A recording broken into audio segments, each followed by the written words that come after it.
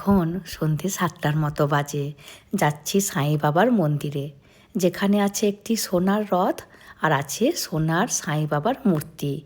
আর মন্দিরের মধ্যে খুব ভালো ভালো প্রসাদও খেতে দেয়। তো আজকে আমরা ভাবছি প্রসাদ খেয়ে বাড়ি ফিরবো। ব্যাস চলে এসেছি মন্দিরের কাছে। আর দেখুন বাম দিকে যে মন্দিরটি আছে ওটিই হলো সাঁই বাবার মেন মন্দির। আর এখানে 2 হুইলার পার্ক করার যে জায়গাটি ছিল পুরোটি ফুল হয়ে গেছে। ওই জন্য 4 হুইলার পার্কিংটি যেখানে আছে ওখানেই আমরা গাড়িটি পার্ক করব। আর এই যে দেখুন বাম দিকের মন্দিরটি হলো সাঁই বাবার মন্দির। খুব বড় এরিয়া। আর এই মন্দিরটির নামেই এখানের জায়গাটির নাম।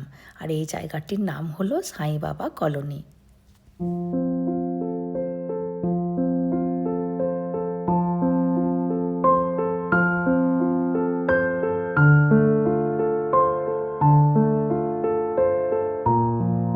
আমরা অনেক কষ্টে গাড়ি রাখার জায়গা পেলাম। আর আজকে খুব ভিড়, কারণ আজকে বৃহস্পতিবার। আর বৃহস্পতিবারেই প্রসাদ দেয়।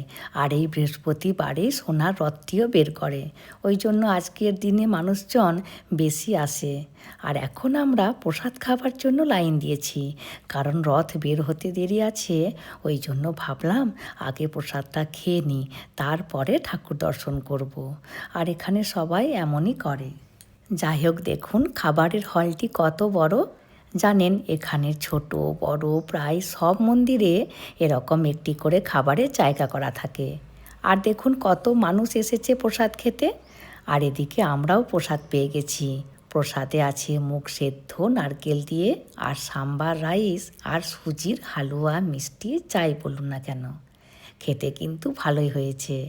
আর জানেন হাজব্যান্ড প্রায় সময়ে এই বৃহস্পতিবারে এই মন্দিরে আসে তামিল এক বন্ধুর সাথে। আর এখানের মানুষেরা নিজেদের কালচারটা খুব মানে।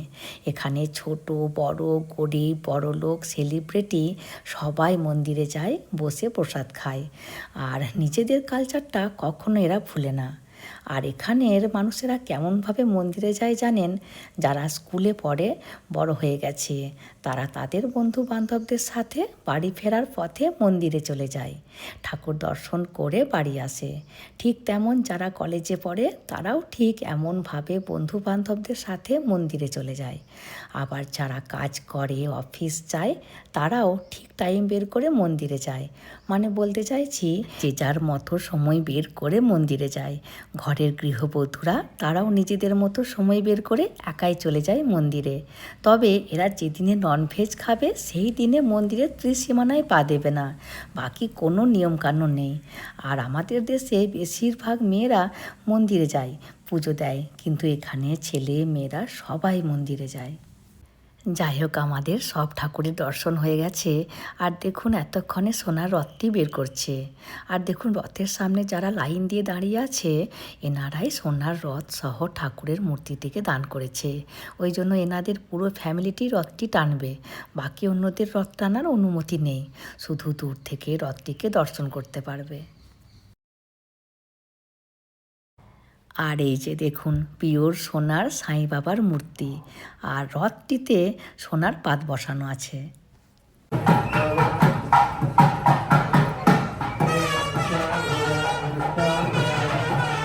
আর এই সাঁই বাবার যে মেন মন্দিরটি আছে এই মন্দিরের গোটা চারিদিককে এই রথটি ঘোরাবে, তারপরে আবার ঢুকিয়ে দেবে রথটিকে। এই যে দেখুন টেনে টেনে নিয়ে আসছে।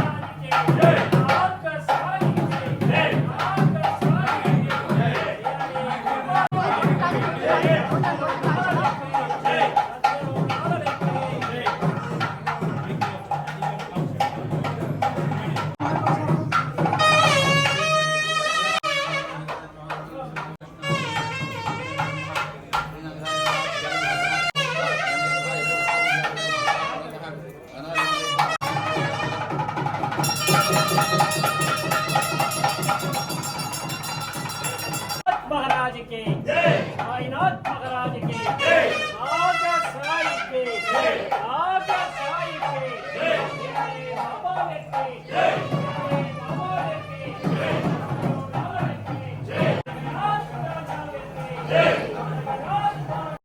আমার অনেক দিন ধরে সোনার রথটি দেখতে আসার ইচ্ছে ছিল।